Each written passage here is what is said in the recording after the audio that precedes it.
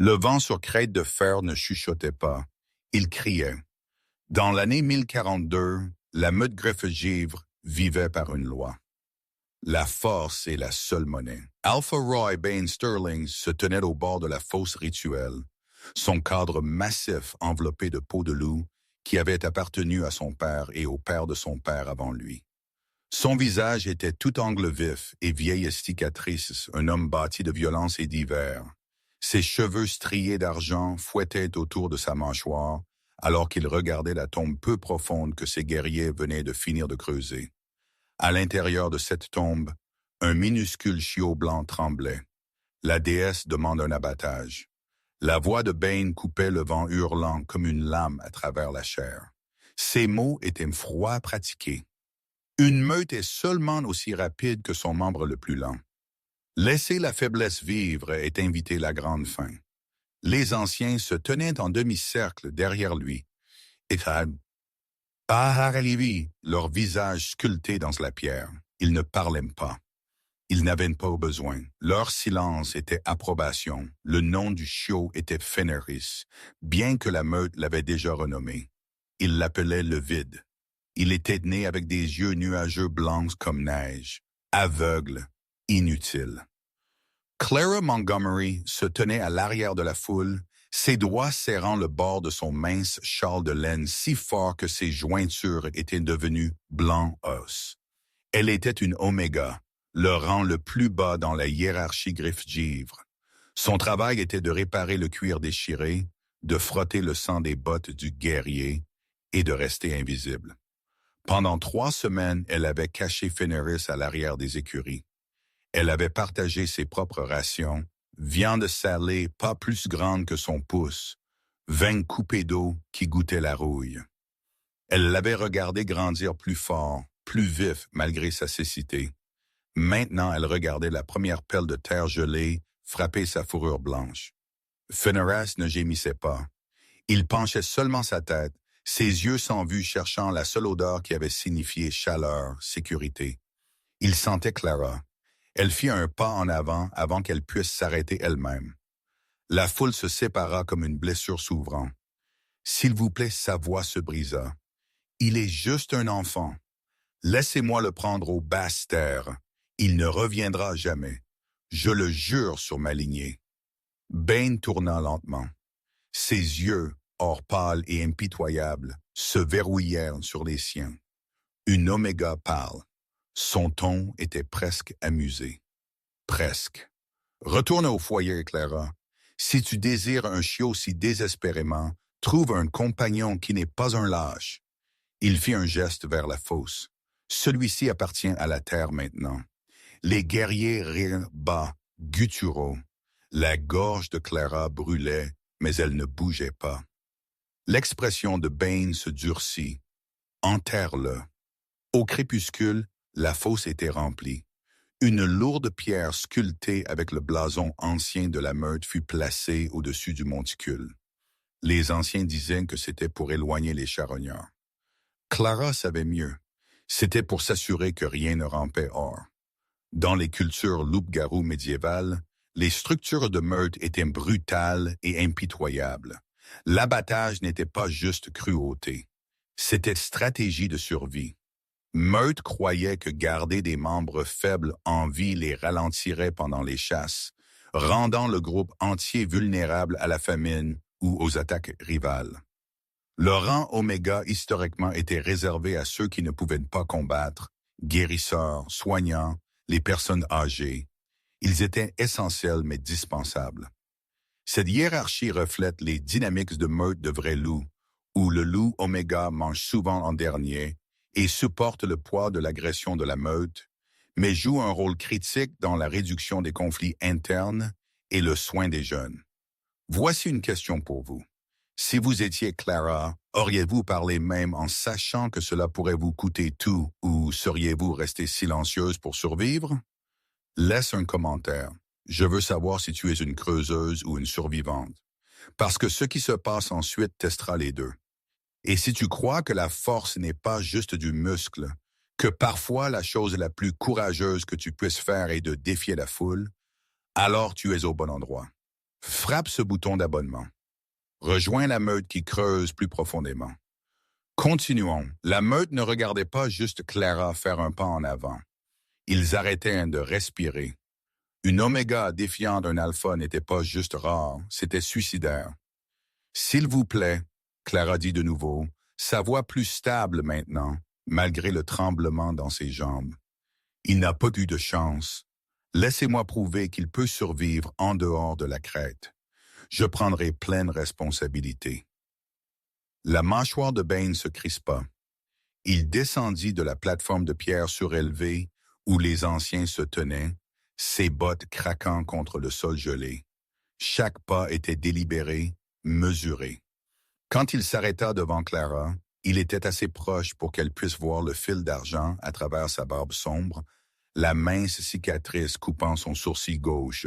« Tu veux prendre responsabilité? » La voix de Bane était calme, dangereuse. « Toi qui ne peux même pas porter un seau d'eau plein sans t'arrêter pour te reposer. Toi qui tressaillis quand les guerriers élèvent leur voix. » Il se pencha, son souffle visible dans l'air froid. « Qu'est-ce qui te fait penser que tu pourrais garder quoi que ce soit en vie? » Le visage de Clara rougit, mais elle tint son regard. « Parce que je l'ai déjà fait pendant 3 semaines, » murmura la foule, choquée, en colère. Les yeux de Bane se plissèrent. « Tu as volé les ressources de la meute pour nourrir une créature que nous avions déjà condamnée. J'ai partagé mes propres rations. Je n'ai rien pris qui n'était pas à moi. Tes rations sont la miséricorde de la meute. » Bane se redressa, s'adressant à la foule maintenant. « C'est ce qui arrive quand nous tolérons la faiblesse. Ça respire la délusion. Elle croit que ses sentiments importent plus que notre survie. » Les guerriers rirent, durs, coupants. L'un d'eux, un homme aux larges épaules nommé Garrick, cracha dans la terre près des pieds de Clara. « L'Oméga pense qu'elle est une mère maintenant. Devons-nous lui donner une crèche ensuite? Peut-être un fauteuil à bascule? » Plus de rire. Les mains de Clara se sont recourbées en poing, mais elle ne dit rien. Bane retourna à la fosse. « Baissez-le. » 2 guerriers s'avancèrent, soulevant le panier tressé qui contenait Fenris. La fourrure blanche du chiot était saisissante contre l'osier sombre. Ses yeux aveugles étaient ouverts, ne voyant pas, mais son petit nez frétillait alors qu'il cherchait l'odeur de Clara. Clara se jeta en avant. « Attendez. » Une main lourde se serra sur son épaule. « Garrick, tu as assez dit, Oméga. » Elle se débattit, mais sa prise était de fer. Elle regardait impuissante alors que le panier était abaissé dans la tombe peu profonde. Fenris ne fit aucun son. Il se recroquevilla simplement plus serré, son minuscule corps disparaissant sous le rebord de la terre. « Première pelle !» Bane commanda. Un ancien s'avança, soulevant une lame de terre gelée. Cela frappa la fourrure de Fenris avec un son sourd et étouffé. Les genoux de Clara fléchirent. Garrick la tenait droite, la forçant à regarder. Deuxième pelle, une autre charge de terre, puis une autre. La fourrure blanche disparut sous la terre brune et la pierre grise. Au moment où la fosse fut remplie, Clara avait cessé de se débattre. Ses yeux étaient secs, vides. Les guerriers roulèrent la lourde pierre de plafond en place. Une dalle de granit sculptée avec le blason de la meute, une tête de loup entourée d'épines. Elle s'adaptait parfaitement sur la tombe, comme si elle avait été faite pour ce but exact. Parce qu'elle l'avait été. Ce n'était pas le premier abattage. Ce ne serait pas le dernier. Bane essuya ses mains sur sa cape et se tourna vers la grande salle. Le festin commence dans 1 heure. Tout le monde assiste. La foule se dispersa, leurs voix s'élevant en anticipation de viande rôtie et d'ailes chaudes. Clara se tenait seule près de la tombe scellée, la main de Garrick toujours sur son épaule. « Tu aurais dû garder ta bouche fermée. » Puis il la relâcha et s'en alla. Le vent hurlait, la pierre ne bougeait pas. Clara resta jusqu'à ce que la neige commence à tomber, couvrant la tombe de blanc, l'effaçant, comme si Fenris n'avait jamais existé du tout. La grande salle flamboyait de lumière, de feu et de rire. À l'intérieur, la meute déchira du chevreuil rôti et du pain au miel, célébrant leur pureté. L'âle coulait, les guerriers se vantaient, les anciens hochèrent la tête avec satisfaction. Clara n'était pas à l'intérieur. Elle se tenait dans la cour, fixant la tombe scellée. La neige tombait régulièrement maintenant, de gros flocons qui s'accrochaient à ses cheveux et ses épaules. Son mince châle de laine était déjà trempé. Elle aurait dû être gelée. Elle ne sentait rien. La pierre était trop lourde pour être déplacée. Elle savait que 3 hommes l'avaient roulée en place, mais elle tomba à genoux de toute façon, ses mains pressant contre le granit froid. Elle poussa. Ses muscles crièrent. La pierre ne bougea pas. Elle avait besoin d'un levier, d'outils, d'aide. Elle n'avait aucune de ces choses. Alors, elle se déplaça au bord de la pierre et commença à creuser. La terre était gelée solide, plus dure que la pierre elle-même. Ses ongles raclèrent inutilement contre la surface. Elle regarda autour, désespérée, et aperçut un morceau d'ardoise déchiqueté près du vieux puits. Elle l'attrapa et retourna à la tombe. L'ardoise mordit sa paume alors qu'elle l'enfonçait dans le sol de nouveau. Encore, chaque coup envoyait des chocs de douleur le long de ses bras, mais elle ne s'arrêta pas. Elle ne pouvait pas. « Je t'ai promis le soleil », elle pensa, son souffle venant par halètements rauques. « J'ai promis ». La neige tomba plus fort, le vent hurlait. De l'intérieur de la grande salle vint un rugissement de rire. Quelqu'un avait raconté une blague. La meute était au chaud, nourrie, en sécurité. Les mains de Clara saignaient. Elle ne s'en souciait pas. Des heures passèrent. Ses doigts étaient devenus engourdis, puis avaient commencé à brûler, puis étaient devenus engourdis de nouveau. L'ardoise se fendit en deux. Elle utilisa le morceau plus pointu. Ses jointures étaient déchirées, le sang gelant dès qu'il frappait l'air. Elle ne pouvait plus sentir ses mains. Mais elle continua de creuser, tirant des morceaux gelés de terre, grain par grain. La pierre planait toujours au-dessus d'elle, inamovible. Mais autour de ses bords, elle faisait des progrès. Lentement, douloureusement, juste un peu plus. Sa vision se brouilla de froid ou de larmes ou d'épuisement qu'elle ne savait pas. Son corps tremblait si violemment qu'elle pouvait à peine tenir l'ardoise. Mais chaque fois qu'elle pensait à s'arrêter, elle voyait le visage de Fenris, ses yeux blancs nuageux, la façon dont il avait penché sa tête vers sa voix. Il te faisait confiance. Elle creusa plus profondément. Finalement, sa main perça. Elle sentit un espace vide sous la croûte gelée. Son cœur fit un bond. Elle laissa tomber l'ardoise et utilisa ses mains nues, déchirant la terre, élargissant l'écart. De la terre tassée sous ses ongles. Ses doigts étaient à vif. La peau se décolla par endroits, mais elle ne s'arrêta pas.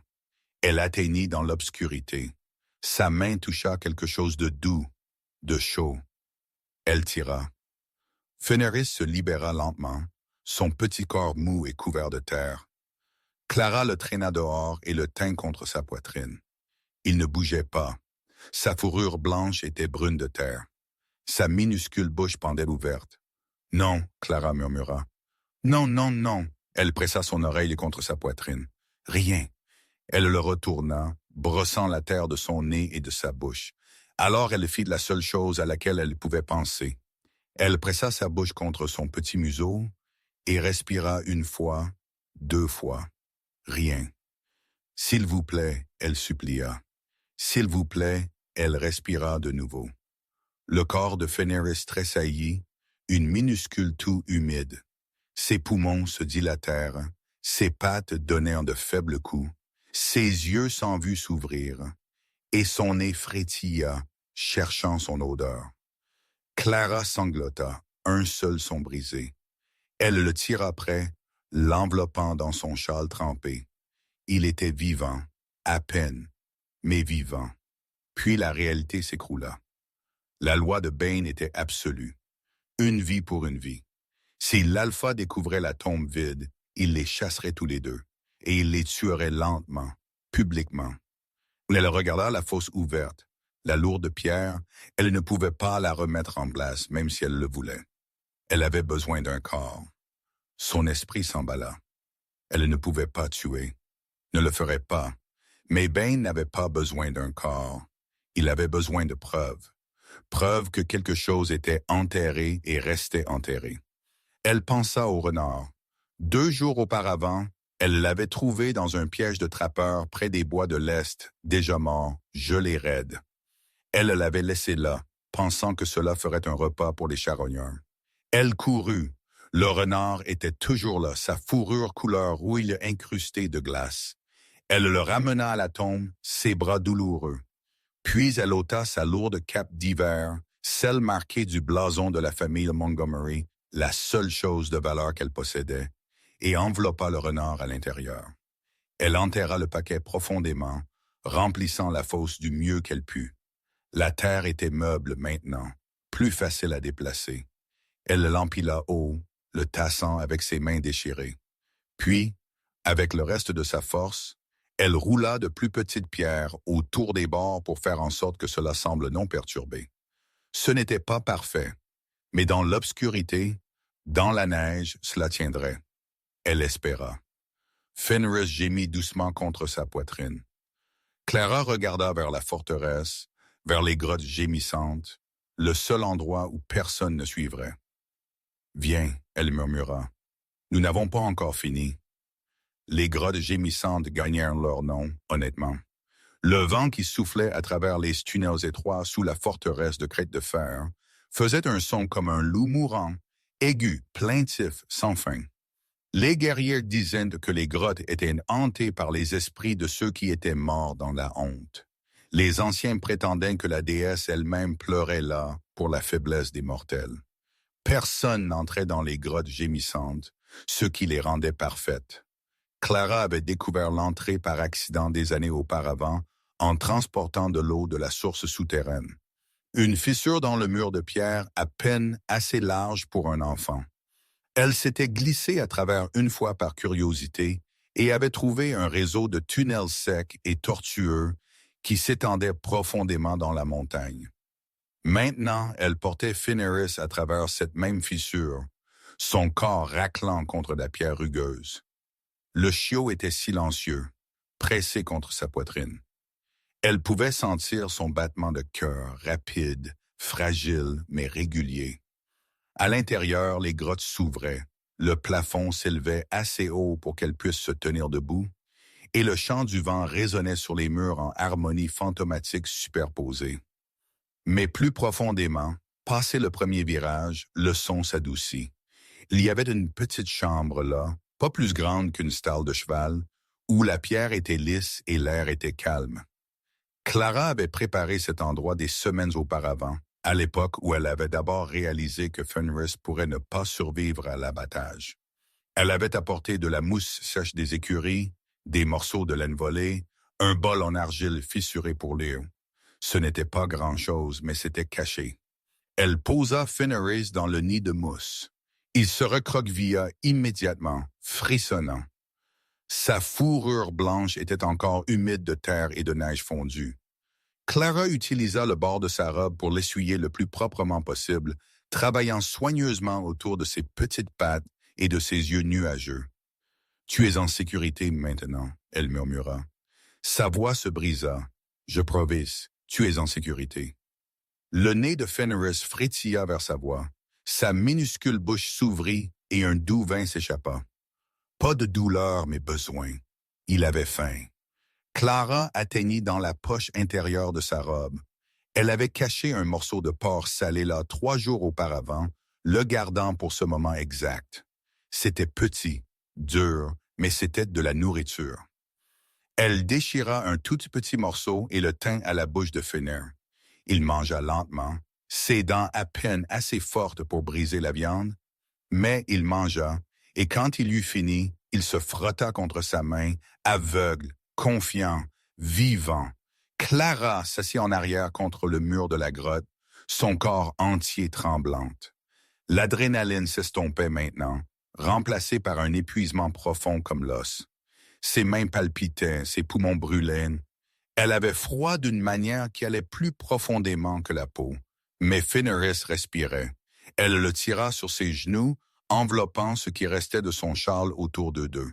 « Je ne sais pas combien de temps nous pouvons faire cela. » Elle admit doucement. « Je ne sais pas si je suis assez forte. » Fenris fit un son doux. Pas tout à fait un aboiement, pas tout à fait un gémissement. Il pressa sa tête contre sa poitrine, juste au-dessus de son cœur, et Clara réalisa quelque chose. Elle n'était pas forte, pas selon les standards de la meute. Elle ne pouvait pas combattre, elle ne pouvait pas chasser, elle ne pouvait même pas déplacer la pierre qui avait scellé sa tombe. Mais elle avait déchiré la terre gelée avec ses mains nues. Elle avait insufflé la vie dans des poumons qui s'étaient arrêtés. Elle avait défié l'alpha, les anciens, la meute entière. Pas parce qu'elle était forte, parce qu'il valait la peine d'être sauvée.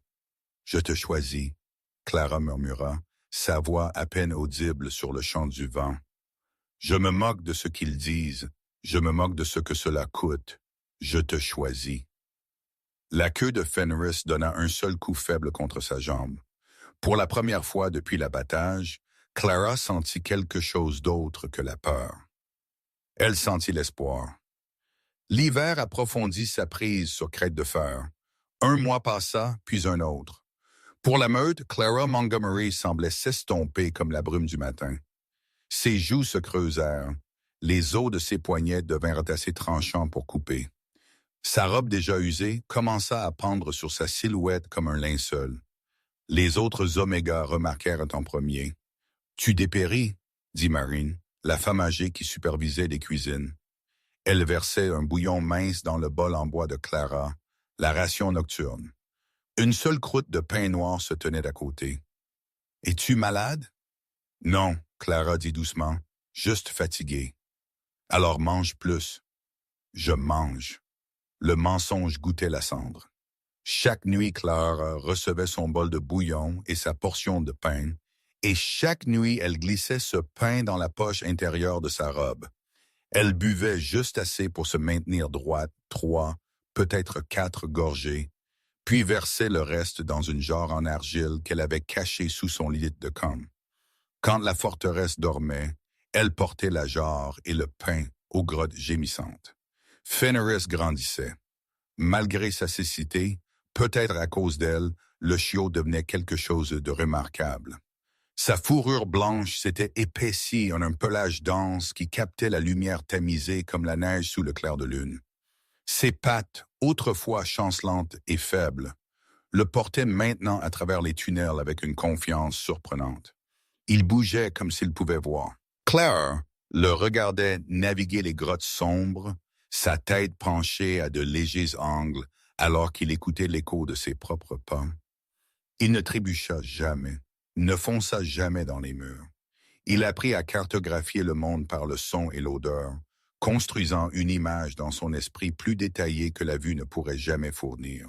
« Tu n'es pas aveugle », Clara murmura une nuit, le regardant sauter d'une pierre lisse à l'autre avec une précision parfaite. « Tu vois juste différemment. » Fenris se tourna vers sa voix, ses yeux nuageux brillant dans l'obscurité. Sa queue remua une fois. Clara sourit. Cela lui semblait étrange sur son visage. Elle ne pouvait se souvenir de la dernière fois qu'elle avait souri, puis son estomac se crispa fortement. Elle se plia en deux, pressant sa main sur son abdomen. La faim était devenue une chose vivante à l'intérieur d'elle, une bête avec des griffes qui érodent à ses entrailles. Elle l'avait senti pendant des semaines maintenant, mais dernièrement cela avait développé des dents. Fenris tapota vers elle, concerné. Il frotta sa main. « Je vais bien. » Clara mentit, se redressant lentement. Elle déballa le pain de sa poche et le brisa en morceaux. « Mange. » Il hésita. Son nez frétilla, la flairant. Il pouvait sentir la faim sur elle. Clara réalisa la faiblesse. « Mange », elle répéta plus fermement. Il le fit lentement, comme s'il comprenait ce que cela lui coûtait. Quand il eut fini, Clara versa le reste du bouillon dans son bol. Il le lapait avidement, sa langue rose brillant. Quand le bol fut vide, il la regarda, penchant sa tête. « Pourquoi ne manges-tu pas? »« Parce que tu en as plus besoin que moi, » Clara murmura. Cette nuit-là, alors qu'elle grimpait de nouveau à travers la fissure dans le mur de la grotte, ses mains tremblaient fort, et elle pouvait à peine agripper la pierre. Sa vision nageait. 2 fois, elle dut s'arrêter et presser son front contre la roche froide, se souhaitant de ne pas s'évanouir. Quand elle trébucha finalement de nouveau au quartier Oméga, Marin l'attendait. La vieille femme jeta un coup d'œil à Clara et maudit. « Tu te tues. Je vais bien. Tu es une menteuse. » Marin attrapa le poignet de Clara. Sa prise était étonnamment forte. Elle remonta la manche de la robe de Clara, révélant un bras si mince que les os ressortaient comme des branches d'arbre en hiver. « Que fais-tu, enfant? » Clara retira son bras, survivant et mourant de faim en choisissant. Clara rencontra les yeux de la vieille femme. « Nous faisons tous des choix, Marin. C'est le mien. » Marin la fixa un long moment, puis elle soupira et atteignit dans son tablier. Elle tira un petit paquet enveloppé dans un tissu, un talon de pain, un morceau de poisson séché. « Je ne veux pas de ta pitié, » Clara dit. « Ce n'est pas de la pitié. » Marin pressa le paquet dans les mains de Clara. « C'est du respect. Je ne sais pas ce que tu protèges, Phil, mais quoi que ce soit, cela doit valoir la peine de mourir. » La gorge de Clara se serra. Elle voulait expliquer et dire à Marin à propos de Fenris, à propos des grottes, à propos du choix qu'elle avait fait, mais les mots semblaient trop lourds. « Merci », elle murmura à la place. Marin hocha la tête une fois, puis se traîna de nouveau à son lit de camp. Clara ne mangea pas la nourriture. Elle la garda pour Fenris. Au 3e mois, Clara pouvait à peine se tenir debout plus de quelques minutes sans que ses jambes ne tremblent. Ses cheveux avaient perdu leur éclat, pendant mous et ternes autour de son visage. Des cernes sombres sculptaient des ombres sous ses yeux. Mais Fenris prospérait. Il avait grandi à presque 2 fois sa taille originale. Son ouïe était devenue si aiguë qu'il pouvait détecter le battement de cœur d'une souris 3 niveaux au-dessus des grottes. Son sens de l'odorat pouvait identifier chaque herbe dans la montagne, chaque guerrier dans la forteresse, chaque changement de temps avant que les tempêtes ne frappent. Une nuit, alors que Clara était assise contre le mur de la grotte, trop faible pour se tenir debout, Fenris lui apporta quelque chose, un lapin, fraîchement tué. Il l'avait chassé lui-même dans les tunnels, le traquant par le son seul. Il le laissa tomber à ses pieds et s'assit en arrière, la regardant avec ses yeux blancs nuageux. « Ton tour de manger. » Clara fixa le lapin, le chiot qui l'avait attrapé, le renversement des rôles se produisant devant ses yeux. Elle l'avait sauvé, nourri, maintenu en vie. Maintenant, il essayait de faire la même chose pour elle. Ses mains tremblaient alors qu'elle atteignait le lapin. Elle n'avait pas mangé de vraie viande depuis des mois. Son corps le criait, mais même alors qu'elle le tenait, même alors que sa bouche salivait, elle hésita. « Nous le partagerons », elle dit finalement. Sa voix était à peine un murmure. Portion égale. La queue de Fenris frappa le sol en pierre. Cette nuit-là, pour la première fois en 3 mois, Clara mangea jusqu'à ce que son estomac cesse de faire mal. Ce n'était pas assez pour la guérir.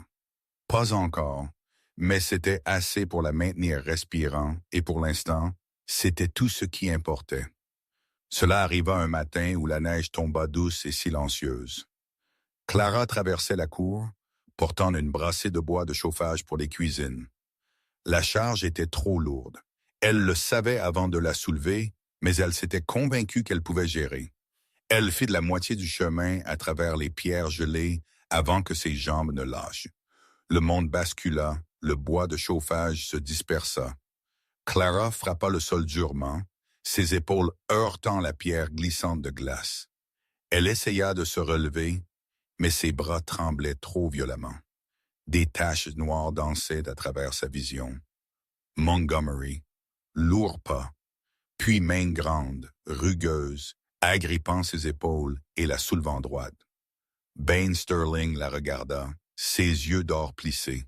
Il avait été en train de traverser vers l'armurerie. Maintenant, il la tenait à bout de bras, l'étudiant comme si elle était un puzzle avec des pièces manquantes. « Quand as-tu mangé la dernière fois? » Sa voix était basse, Dangereux. Ce matin, Clara mentit, menteuse. La prise de Bain se resserra. Pas douloureux, mais ferme. Ta peau est hausse. Je peux sentir chaque côte. Clara essaya de se dégager. Je vais bien. Tu meurs. Il y avait quelque chose dans sa voix que Clara n'avait jamais entendu avant. Pas tout à fait de l'inquiétude, mais proche. L'hiver te frappe fort, Montgomery. Je ne peux pas avoir ma meilleure guérisseuse dépérissant. L'émeute a besoin de toi. Clara faillit rire. Elle n'était pas une guérisseuse. Elle était une oméga qui parfois bandait des coupures et brassait du thé contre la fièvre. Mais elle comprenait ce que Bain disait vraiment. Tu es utile. Ne te brise pas. J'ai jeûné, Clara dit, pour la déesse. Les yeux de Bain se plissèrent en davantage. Jeûner pour la clarté. Clarté. Il répéta le mot comme s'il avait un mauvais goût. Sa tête se pencha légèrement et le cœur de Clara s'arrêta. Il la flairait. Les loups-garous avaient des sens bien au-delà des humains. Bain pouvait sentir la peur, les mensonges, la maladie. À l'instant, il essayait d'identifier ce qui n'allait pas avec Clara, pourquoi son corps défaillait, alors que son battement de cœur restait stable et déterminé. Ses narines s'évasèrent. Son corps entier devint rigide. Qu'est-ce que c'est? La voix de Bain tomba à peine au-dessus d'un murmure.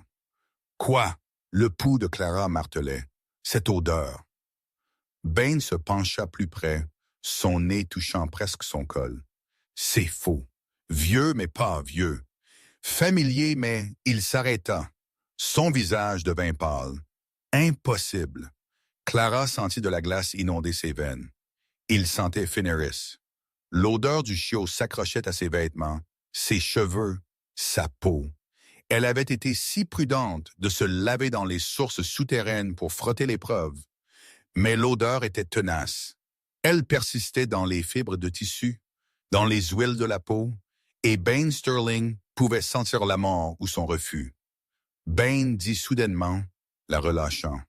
Sa voix était de nouveau froide, contrôlée, mais ses yeux étaient sauvages, calculateurs. « Tu es renvoyé, » il dit. « Va à tes quartiers, mange, c'est un ordre. » Clara n'argumenta pas. Elle tourna et s'éloigna aussi vite que ses jambes tremblantes pouvaient la porter. Elle pouvait sentir son regard brûlant dans son dos. Elle n'alla pas à ses quartiers. Elle alla aux grottes gémissantes. Fenris l'attendait dans la chambre principale, sa fourrure blanche brillant faiblement dans la lumière tamisée filtrant à travers les fissures. Il sentit sa panique immédiatement, ses oreilles aplaties, son corps tendu. « Il sait », Clara murmura, s'agenouillant. « Il ne le comprend pas encore, mais il sait que quelque chose ne va pas. » Fenris se déplaça à son côté, pressant son corps chaud contre ses jambes. Clara enroula ses bras autour de Fenris, enfouissant son visage dans sa fourrure. « Je ne sais pas quoi faire. S'il te trouve, » elle ne finit pas la phrase. Elle n'avait pas besoin. À l'extérieur des grottes, la neige commença à tomber plus fort. Le vent se leva, transformant les doux flocons en une tempête coupante. Le gémissement commença, ce son aigu et plaintif qui faisait se signer les guerriers adultes et passait rapidement. Clara serra Fenris plus fort, et dans la forteresse au-dessus, Bain Sterling se tenait à l'entrée des quartiers Oméga, ses yeux fixés sur le lit de camp vide où Clara aurait dû être.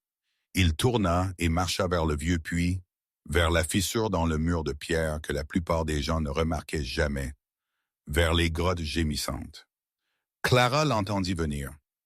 Les pas étaient trop lourds pour être quelqu'un d'autre. Délibéré, sans hâte, le son d'un prédateur qui savait que sa proie n'avait nulle part où courir. Fenris l'entendit aussi. La tête du chiot se tourna brusquement vers le tunnel d'entrée, ses lèvres se rétractant pour révéler de petites dents acérées. Un grognement bas gronda dans sa poitrine, plus profond que tout son qui devrait venir de quelque chose de si jeune. « Reste derrière moi », Clara murmura, se positionnant entre Fenris et le passage étroit. Bain apparut quelques instants plus tard. Il dut s'accroupir pour passer par le tunnel, ses larges épaules raclant la pierre. Quand il se redressa dans la chambre principale, il sembla remplir tout l'espace, une montagne de muscles et d'autorité. Ses yeux balayèrent la grotte, observant le nid de mousse, le bol d'eau en argile, les restes des sacrifices de Clara. Puis son regard se posa sur Fenris. L'alpha devint très, très immobile.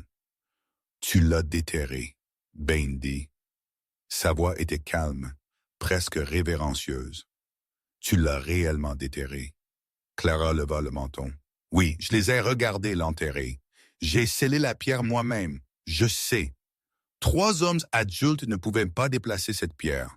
Comment as-tu fait? » Bane s'arrêta, regardant les mains de Clara. Même dans la lumière tamisée, il pouvait voir les cicatrices. Des lignes blanches entrecroisant ses paumes et ses doigts. Les marques permanentes de chair déchirée et de blessures guéries. « Tu ne l'as pas déplacé. Tu l'as contourné. Je l'ai traversé. » Clara corrigea. « À travers la terre. » La mâchoire de Bane travailla silencieusement. Il regarda de nouveau Fenris, qui n'avait pas bougé. Le chiot se tenait rigide, ses yeux aveuglés fixés sur l'alpha, bien qu'il soit incapable de le voir. Mais Fenris n'avait pas besoin de la vue. Il pouvait entendre le battement de cœur de Bane, sentir son intention, ressentir le poids de sa présence. Il devrait être mort, Bane dit. Il ne l'est pas. La loi l'exige. La loi a tort, Clara interrompit. Sa voix ne trembla pas. Votre loi dit que la force est la seule monnaie. Mais je suis le membre le plus faible de cette meute, et je l'ai maintenu en vie quand vos guerriers les plus forts l'auraient laissé pourrir. Alors dis-moi, Alpha, quelle valeur cela donne-t-il à ta loi? Les yeux de Bane brillèrent d'or. Dangereux, il fit un pas en avant. Fenris bougea. Le chiot n'attaqua pas. Il n'en avait pas besoin. Il ouvrit simplement sa bouche et hurla. Le son était impossible. Ce n'était pas le jappement aigu d'un chiot ou le gémissement brisé d'un animal mourant. C'était une résonance basse et ancienne et puissante qui secoua les murs de la grotte. La poussière pleuvait du plafond. L'eau dans le bol en argile ondula. Clara le sentit dans sa poitrine, ses os, ses dents. Bane trébucha en arrière, ses mains volant à ses oreilles. Le hurlement ne dura que des secondes, mais quand il s'estompa, le silence qui suivit fut absolu. Bane abaissa ses mains lentement. Il fixait Veneris comme s'il ne l'avait jamais vu auparavant. C'est du son. Ce n'est pas, cela ne peut pas être. Quoi? Qu'est-ce que c'est? Bane ne répondit pas. Il traversa la chambre en 2 enjambées et tomba sur un genou devant Fenris. Le chiot grogna de nouveau, mais Bane l'ignora. Il tendit la main soigneusement, respectueusement, et tourna Fenris légèrement, examinant sa poitrine. Clara le vit au même moment que Bane. Là, sur la fourrure blanche de Fenris, partiellement cachée sous le pelage épais, il y avait une marque, une birthmark, sombre contre pâle, en forme de couronne brisée avec 3 pointes s'étendant vers le haut. Le visage de Bane devint complètement blanc. Le blason du voyant aveugle, la marque du premier roi. « De quoi parles-tu? » Clara demanda. Bane s'assit en arrière sur ses talons, son expression stupéfaite. Il y a une prophétie, une vieille, plus vieille que la meute griffe-givre, plus vieille que la crête elle-même. Il fit un geste vers la marque sur la poitrine de Fenris. Elle dit que quand les meutes seront devenues trop violentes, trop consommées par la force, la déesse enverra un roi pour restaurer l'équilibre, un roi né sans vue, parce qu'il n'aura pas besoin de Dieu pour voir la vérité. Clara sentit son battement de cœur s'accélérer. « Tu dis que Fenris est l'héritier prophétisé? » La voix de Bane était creuse. Le roi voyant, celui destiné à nous mener hors des ténèbres. Il leva les yeux vers Clara, et pour la première fois depuis qu'elle le connaissait, l'alpha sembla effrayé. « J'ai essayé de tuer l'avenir de notre peuple. »« Tu ne savais pas, » Clara dit doucement. « J'aurais dû. » Bane se leva brusquement, arpentant la petite chambre. Les anciens savaient. Ils devaient avoir su. C'est pourquoi ils ont insisté sur l'abattage. Il ne protégeait pas la meute. Il protégeait leur pouvoir. Un roi voyant mettrait fin au règne des guerriers, déplacerait l'autorité vers la sagesse au lieu de la force. Clara se déplaça vers Fenris, plaçant une main protectrice sur sa tête. Que se passe-t-il maintenant? Bane se tourna pour lui faire face. Son expression était complexe, honte, colère, calcul et quelque chose qui aurait pu être du respect. Maintenant, il dit lentement, nous avons un problème. Si je présente Fenris comme le roi voyant, les anciens exigeront des preuves de lignée. Ils questionneront pourquoi j'ai essayé de le tuer. Ils me déposeront pour avoir tenté d'assassiner l'héritier prophétisé. Il rencontra les yeux de Clara. Pour sauver mon trône, j'aurais besoin de cacher la vérité. Et si tu la caches, il n'accomplira jamais sa destinée. La meute continuera comme elle l'a toujours fait, forte, brutale et mourant de l'intérieur. Clara soutint le regard de Bane. Tu as un choix à faire, Alpha, le même choix que j'ai fait il y a 3 mois. Ton pouvoir? Tu regardas Fenris, ou sa vie. Bane fut silencieux un long moment, puis lentement il s'agenouilla de nouveau, pas devant Clara, devant Fenris. Je suis l'alpha de la meute Griffegivre, et je suis la plus petite âme dans cette grotte. Bane les déplaça cette même nuit. La chambre de la tour était dans la partie la plus ancienne de la forteresse, accessible seulement par un étroit escalier en spirale qui serpentait à travers la pierre comme un serpent. La porte était en chêne épais renforcé de bandes de fer.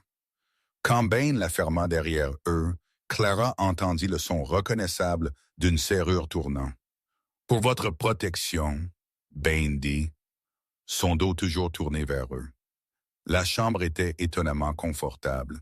Un vrai lit avec des fourrures, une cheminée déjà allumée, une table avec du pain, du fromage, de la viande séchée et de l'aile. Plus de nourriture que Clara n'en avait vu depuis des mois. Fenris grogna bas dans sa gorge.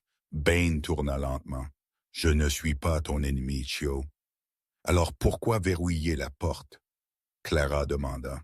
« Parce que si les anciens découvrent ce que je sais, ce que vous savez, ils nous tueront tous les 3. » Bane se déplaça vers la fenêtre, regardant sur la cour enneigée en dessous. « J'ai besoin de temps pour penser, pour planifier. » Clara ne bougea pas vers la nourriture, bien que son estomac se crispât à sa vue. Planifier quoi? Comment présenter Fenris sans me détruire moi-même dans le processus? Il était là, la vérité sous la protection. Tu n'essaies pas de le sauver, Clara dit doucement.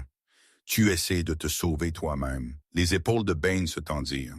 J'essaie de nous sauver tous. Si je vais à la meute maintenant et disent que j'ai essayé de tuer le roi voyant, ils me déchireront. Les anciens l'utiliseront comme preuve que je suis inapte à diriger. Ils installeront quelqu'un qu'ils peuvent contrôler. Probablement mon frère Thorn et Fenris disparaîtra silencieusement dans une autre tombe. Il tourna pour lui faire face. « Est-ce ce que tu veux? Je veux que tu fasses ce qui est juste. »« Juste? » Bane rit. Un son amer creux. « Il n'y a pas de juste ici, Montgomery. Il n'y a que la survie. La mienne, la tienne, la sienne. » Il fit un geste vers Fenris. « Je peux vous protéger tous les deux, mais seulement si je maintiens mon autorité. Cela signifie temps, stratégie. Cela signifie des mensonges, » Clara corrigea. « Oui. » Bane ne tressaillit pas du mot. « Des mensonges qui te maintiennent en vie. » Il partit alors, verrouillant la porte derrière lui. Clara fixa le bois un long moment avant de se tourner vers Fenris. Le chiot était déjà à table, reniflant la nourriture. Il la regarda, questionnant. « Vas-y, » Clara dit doucement. « Mange. » Mais alors que Fenris déchira la viande, Clara sentit quelque chose de froid s'installer dans sa poitrine. Ils avaient échappé à une prison seulement pour en entrer une autre. Au cours des semaines suivantes, Bane rendait visite quotidiennement. Il apportait toujours de la nourriture, plus que Clara et Fenris ne pouvaient éventuellement manger. Il demandait toujours comment ils allaient. Il vérifiait toujours les serrures de fenêtres, la porte, la cheminée. Il ne regardait jamais Clara dans les yeux. Elle comprit pourquoi. Chaque fois qu'il la voyait, il se souvenait de son choix. Pas le choix de les protéger, le choix de se protéger lui-même à travers eux. Quand? Clara demanda un soir alors que Bain se préparait à partir. Quand? Quoi? Quand diras-tu à la meute? La mâchoire de Bain se crispa. Quand ce sera sûr? Sûr pour qui? Il ne répondit pas. Il verrouilla juste la porte. Clara regarda Fenris devenir plus fort en captivité. Le chiot était presque adulte maintenant. Son pelage blanc épais et lustré, ses mouvements gracieux malgré l'espace confiné. Mais elle vit aussi la façon dont elle arpentait la pièce, la façon dont ses oreilles pivotaient à chaque son au-delà de la porte. Il n'était pas destiné à être en cage, ni elle. Une nuit, Clara se réveilla pour trouver Fenris assis à la fenêtre, ses yeux nuageux fixés sur quelque chose qu'elle ne pouvait pas voir. Quand elle le rejoignit, elle comprit. En dessous dans la cour, des torches flambaient, des guerriers se rassemblaient, quelque chose se passait, et Bain n'était pas venu les avertir. La porte s'ouvrit en grand juste avant l'aube. Pas Bain, Thorn Sterling. Le frère cadet de Bain, un homme avec les mêmes cheveux striés d'argent, mais des yeux cruels, affamés. Derrière lui, une douzaine de guerriers avec des épées tirées. Clara se précipita sur ses pieds, se positionnant devant Fenris. « Qu'est-ce que c'est? »« Sauvetage, » Thorn dit, sa voix douce comme du miel empoisonné. « Mon frère a gardé des secrets. La meute mérite de savoir ce qu'il cache dans sa tour. Bain nous a ordonné ici, » Clara dit, « pour notre protection. »« Protection? » Thorn rit. « Est-ce ce qu'il a appelé cela? » Il entra dans la pièce, ses guerriers se déployant derrière lui. « Bain t'a tenu prisonnière, Montgomery. Toi et la créature qu'il a essayé d'assassiner il y a des mois. La créature qui aurait dû rester enterrée. » Le sang de Clara se glaça. « Comment sais-tu à propos de « je sais tout »? » Les yeux de Thorn scintillèrent. « Je sais. Elle a creusé à travers la terre gelée pour sauver un chiot aveugle. Je sais qu'elle s'est affamée pour le nourrir. Je sais que ce chiot a une marque sur sa poitrine. Une marque que certaines personnes trouveraient très intéressante. » Fenris grogna, son corps enroulé serré. « D'où, bête, » Thorn dit. « Je ne suis pas ici pour te faire du mal. Je suis ici pour te libérer, pour montrer à la meute ce que Bain a caché, pour prouver qu'il est inapte à diriger. » L'esprit de Clara s'emballa. Ce n'était pas un sauvetage, c'était un coup d'État. « Où est Bain? » elle demanda. « Détenu. » Thorn sourit. « Les anciens le questionnent pendant que nous parlons. D'ici le matin, je serai alpha. » Et alors quoi? Tu présenteras Fenris comme le roi voyant. Oh non! Le sourire de Thorn s'élargit. Je le présenterai comme preuve de la trahison de Bain. Preuve que mon frère a défié la loi de la meute, gaspillé des ressources sur un animal inutile et emprisonné une oméga pour cacher son crime. La meute exigera l'exécution de Bain. Il pencha la tête et une fois Bain mort, je finirai ce qu'il a commencé. Je remettrai ce chiot dans ce sol où il appartient. Les mains de Clara se sont recourbées en point. Tu devras passer par moi. J'espérais que tu dirais ça. Thorn fit un signe de tête à ses guerriers. Deux d'entre eux s'avancèrent, atteignant Clara. Fenris explosa un mouvement. Le chiot, non, le loup, se lança sur le guerrier le plus proche, ses dents trouvant le bras de l'homme tenant l'épée. Le guerrier hurla, laissant tomber son arme. Fenris le relâcha et pivota, se plaçant entre Clara et Thorn. Les autres guerriers reculèrent, méfiants. L'expression de Thorn s'assombrit. Tuez-les tous les deux. Les guerriers avancèrent, puis la pièce devint froide. Pas physiquement, quelque chose de plus profond. Une présence qui pressa contre chaque âme dans la chambre comme une main invisible. Fenris se tenait parfaitement immobile, ses yeux aveuglés fixés sur rien et tout. Quand il ouvrit sa bouche, un seul mot résonna à travers les esprits de tous les présents. « Arrêtez !» Ce n'était pas un son. C'était un commandement qui contournait les oreilles et frappait directement dans la conscience. Clara le sentit. Les guerriers le sentirent. Thorn le sentit. Tout le monde se figea. Personne ne bougea. Personne ne pouvait bouger. Puis Fenris tourna son regard aveugle vers les ombres près de la cheminée. Un espace où rien n'aurait dû être. « Sors !» la voix commanda. Les ombres bougèrent. Une figure émergea, vêtue de robe, encapuchonnée, un des anciens de la meute. Le souffle de Clara se coupa. Ancien Mathias. Le visage du vieil homme était pâle, ses mains tremblantes. Je ne voulais pas que cela aille si loin. Toi, Thorn grogna, que fais-tu ici? Il attendait, Clara réalisa sa voix creuse, se cachant, prêt à tuer quiconque survivrait à ce combat. Le silence de Mathias fut une confirmation. Fenris fit un pas en avant. La température chuta davantage.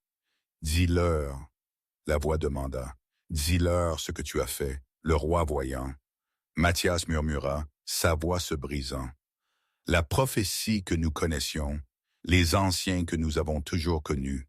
Chaque génération nous guettons la marque, et chaque génération nous nous assurons que les marqués ne survivent pas. » Ses yeux se remplirent de larmes. « Je suis désolé, je suis si désolé, mais nous n'avions pas le choix. Les vieilles façons sont tout ce que nous avons. Sans elles, que sommes-nous? Vous êtes des lâches, Clara dit. Vous avez tué des prophètes pour garder vos sièges à la haute table. » Les guerriers fixèrent Mathias avec horreur. Même Thorn semblait secoué. « Combien? » Un guerrier demanda. « Combien de chiots avez-vous enterrés? » « Voyez, » Mathias murmura. « Sur 300 ans, 7 enfants marqués. » L'arène éclata. Des guerriers crièrent. Thorn recula de Mathias comme si l'ancien portait la peste. Et Fenris, le 8e enfant marqué, celui qui a survécu, s'assit calmement et attendit que la vérité brûle à travers Lac-Meute comme un feu de forêt. Au moment où Bane atteignit la tour, la moitié de la meute s'était déjà rassemblée. L'Alpha Roi semblait hagard. Ses mains étaient liées. Les anciens l'avaient détenu, juste comme Thorn l'avait dit. Mais quand les guerriers virent la confession de Mathias, virent le roi voyant assis calme et terrible dans la lumière du feu, ils libérèrent Bane et traînèrent l'ancien devant lui à la place. Bane fixa Mathias, Thorn, les guerriers qui avaient été prêts à l'exécuter des heures auparavant. Puis il regarda Clara. Elle se tenait à côté de Fenris, sa main reposant sur la fourrure blanche du loup. Elle était mince, cicatrisée, épuisée. Elle aurait dû paraître faible. Elle ressemblait à une force de la nature. « J'ai besoin de vous dire quelque chose à tous, » Bane dit, sa voix portant à travers la pièce de la tour et en bas des escaliers en spirale où plus de membres de la meute se pressaient pour écouter. J'ai donné un ordre il y a 3 mois d'enterrer un chiot aveugle vivant. J'ai scellé la tombe moi-même. J'ai célébré pendant que la terre engloutissait une vie innocente. La foule murmura. Cette femme, Bane fit un geste vers Clara, m'a défié. Elle a creusé à travers la terre gelée avec ses mains nues. Elle a insufflé la vie dans des poumons morts. Elle s'est affamée pour que ce chiot puisse manger. Elle a saigné pour qu'il puisse rester au chaud. Sa voix se brisa. Elle a fait ce que moi, Athmamam, Ishuel Alpha, j'étais trop aveugle pour faire. Elle a vu ce que je ne pouvais pas. Il se tourna vers Fenris et lentement, avec toute la meute regardant, Bane Sterling retira sa couronne. C'était un simple cercle de fer forgé par le premier alpha de la meute Griffith-Givre il y a des siècles. Lourd, ancien, absolu. Bane le plaça sur le sol entre lui et le loup blanc. « Je ne suis pas apte à diriger, » Bane dit. « J'ai écouté la peur au lieu de la sagesse. J'ai valorisé la force sur la miséricorde. J'ai presque détruit l'avenir de notre peuple parce que j'étais trop fier pour questionner les vieilles façons. » Fenris se leva. Il avança lentement, ses pattes silencieuses sur la pierre. Quand il atteignit Bane, il ne prit pas la couronne. Au lieu de cela, il plaça une patte sur la poitrine de Bane. Et puis, impossiblement, Fenris parla, pas télépathiquement cette fois, à voix haute, d'une voix qui était jeune et vieille à la fois, superposée de quelque chose au-delà de la compréhension mortelle. Tu n'es pas inapte, Fenris dit. Tu apprends. C'est tout ce que n'importe quel roi peut faire. La foule a l'État. Mais la loi que tu as suivie, cette loi est poison. La force sans sacrifice est tyrannie. Le pouvoir sans compassion est violence. À partir de ce jour, la meute griffe-givre vit par une nouvelle règle. Il leva ses yeux nuageux vers les guerriers assemblés, les anciens, les omégas. Le sacrifice est force, la protection est pouvoir, et le plus petit parmi vous a autant de valeur que le plus grand. Il se tourna vers Clara. Cette femme m'a sauvé quand elle n'avait rien, m'a nourri quand elle mourait de faim, m'a protégé quand le monde entier voulait ma mort. Elle n'est pas une oméga. Sa voix sonna comme une cloche. Elle est la gardienne de la crête, la première et plus haute conseillère du roi voyant. Sa parole porte mon autorité. Les yeux de Clara s'écarquillèrent. Fenris, tu m'as sorti de l'obscurité. Fenris dit doucement. Laisse-moi te soulever dans la lumière. Des larmes coulèrent sur les joues de Clara. Elle avait été invisible si longtemps. Une ombre, un outil. Maintenant, elle était vue. Bane se leva lentement. Il ramassa la couronne, mais au lieu de la placer sur sa propre tête ou celle de Fenris, il la tendit à Clara. Je ne suis pas digne de couronner un roi, mais tu l'es. Clara prit la couronne avec des mains tremblantes. C'était plus lourd qu'elle ne s'attendait, froid. Elle le plaça doucement sur la tête blanche de Fenris. La couronne se posa comme si elle avait été faite pour lui. Le roi Ser était revenu. La meute s'agenouilla, même Thorn, même les anciens restants, non par peur, mais par quelque chose de plus profond, reconnaissance que les vieilles façons avaient échoué. Et quelque chose de nouveau naissait. Fenris s'adressa à eux tous. La fosse où j'ai été enterré restera ouverte, pas comme une tombe, mais comme un rappel. Nous y planterons des fleurs chaque printemps, et nous nous souviendrons que peu importe à quelle profondeur vous enterrez la vérité, l'amour a la force de la déterrer. Des années plus tard, l'histoire fut sculptée dans la pierre au-dessus de cette fosse. Les yeux voient le monde tel qu'il est. Le cœur voit le monde tel qu'il pourrait être. Ne jamais confondre le silence avec la faiblesse, car la terre rend toujours ce qui a été volé dans l'obscurité. Clara Montgomery vécut jusqu'à 83 ans. Elle ne se maria jamais, n'eut jamais d'enfant, mais elle éleva une génération de leaders qui se souvenaient que force et gentillesse n'étaient pas opposées. Ils étaient partenaires. Bane Sterling resta comme le bouclier du roi, commandant les guerriers, mais répondant à la gardienne. Il passa le reste de sa vie à servir la femme qu'il avait autrefois méprisée, portant son eau et fendant son bois de chauffage sans se plaindre. Et Fenris, le voyant aveugle, le 8e enfant marqué, le roi qui voyait sans yeux, mena la meute griffe-givre à travers la grande famine, à travers la guerre des 3 pics, à travers des décennies de difficultés et de triomphes. Il ne retrouva jamais sa vue. Il n'en eut jamais besoin parce que Clara lui avait enseigné la leçon la plus importante. Les vérités les plus profondes se trouvent dans l'obscurité et les liens les plus forts sont forgés dans le sacrifice. La meute enterra Clara à côté de la fosse ouverte quand elle mourut finalement, ses mains portant toujours les cicatrices blanches de ce premier creusement désespéré. Ils disent que Fenris veilla pendant 3 jours et 3 nuits et que son hurlement de chagrin pouvait être entendu des basses terres au pic. Ils disent que les fleurs qui poussaient sur sa tombe ce printemps étaient blanches comme neige, la même couleur du loup qu'elle avait sauvé. Et ils disent que le vent souffle à travers Crête de Fer maintenant. Il ne crie plus, il chante. Voici une question finale pour vous. Aurais-tu creusé à travers cette terre gelée? Te serais-tu affamé pour sauver quelque chose que le monde appelait sans valeur?